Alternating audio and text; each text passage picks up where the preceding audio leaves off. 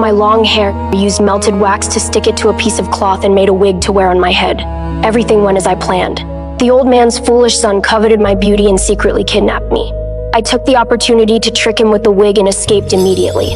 By the time he realized my long hair, used melted wax to stick it to a piece of cloth and made a wig to wear on my head. Everything went as I planned. The old man's foolish son coveted my beauty and secretly kidnapped me. I took the opportunity to trick him with the wig and escaped immediately.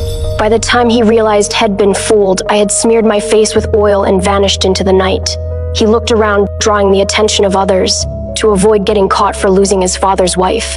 He had to pretend nothing happened. I hid behind the pipes under the cliff and disappeared silently. No one knew I had disguised myself as a boy and become a mechanic in the fortress. I waited every day for the right chance, believing I would find a way to escape. Soon I earned the foreman's trust, because few workers could handle the dangerous rope work at heights like I could. Not long after, we were assigned to build a giant vehicle and sent out to an oil refinery.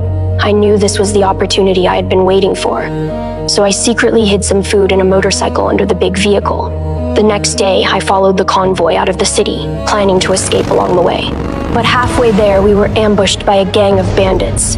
A huge explosion shook loose the bag of food I had hidden. To make things worse, a bandit crawled under the vehicle to plant a bomb. I quickly kicked him away.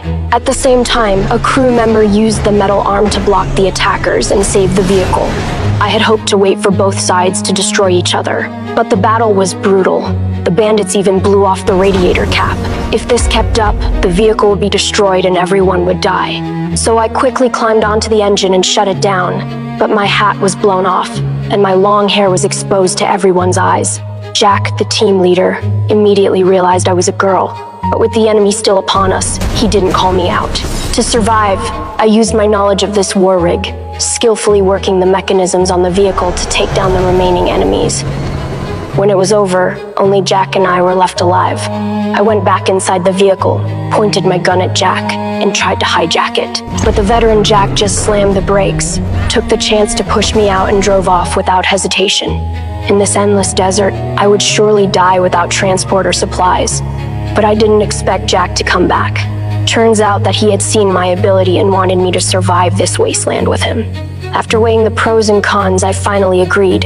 From then on, I blackened my face and often went on missions with Jack. Our bond grew stronger through blood and fire, until one day we were ambushed at an armory by another armed faction.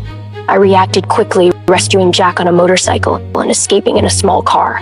But the enemy leader Dementus chased us down in his off-road vehicle, flipped our car, and finally captured us. He had his men drag Jack in circles with a motorcycle.